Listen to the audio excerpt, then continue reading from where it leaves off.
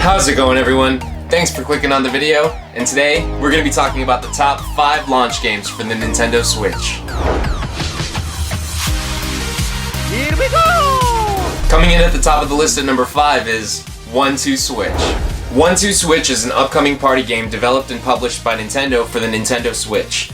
It's a game where you don't usually rely on what's happening on a screen, but you rather listen for audio cues and pay attention to the HD rumble of the Switch's Joy-Con controllers. It features 28 different minigames, most of which involve 2 players who each use one of the Joy-Con controllers, and are often encouraged to look at each other during gameplay. Now, I know this game received a lot of flack, but I still thought it was worth putting on the list because really, if you put it in the right conditions and if you play it at the right times, if you're the right kind of person, then it sounds like it's actually a lot of fun at parties if you think about it. I mean, I wouldn't mind milking a cow like a doofus in front of my friends, and what's that quick draw game? That thing actually looks pretty cool, so I thought it was a worthy choice. You can burn me in the comments below. Coming in at number 4 on the list is Am Setusuna. Am Futuna is a Square Enix JRPG that was also released on the PS4 and PC. The game is extremely reminiscent to old school JRPG fans of the Super Nintendo, particularly to those who were especially big fans of Chrono Trigger. The gameplay is exactly what you would expect out of a JRPG. Lots of dialogue, dungeons, leveling up, managing parties, large world maps, things like that. So if you're looking for a classic RPG experience with a pretty stellar storyline, then you might want to think about picking this one up. Moving on down the list to number 3, we have The Binding of Isaac Afterbirth Plus.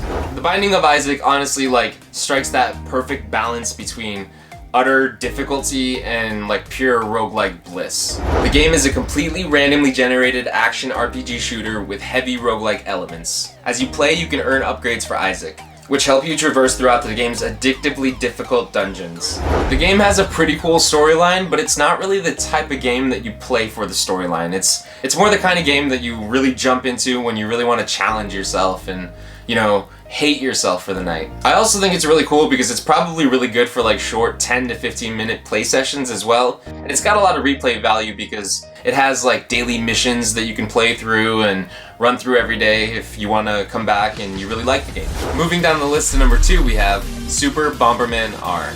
Super Bomberman R brings back that classic multiplayer deathmatch maze fun many of us grew up loving on the N64. The game has a story mode with over 50 stages, but it also features an 8-player competitive multiplayer mode that you can play with your friends online. The Bomberman series has always been great for really quick pick up and play sessions while sometimes offering deep and strategic gameplay.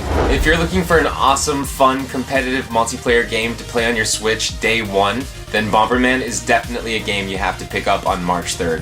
And finally, number 1 on the list is Just Dance.